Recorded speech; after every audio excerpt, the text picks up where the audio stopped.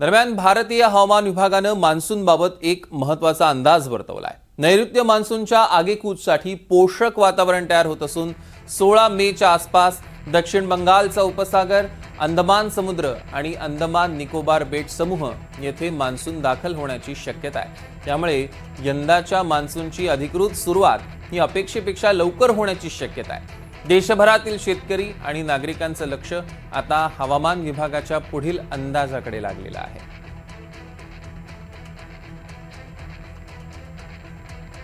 मान्सूनच्या आगमनासाठी सध्या पोषक स्थिती निर्माण झालेली आहे। पुढील 48 तासात पावसाच्या सरी सुद्धा कोसळणार आहेत।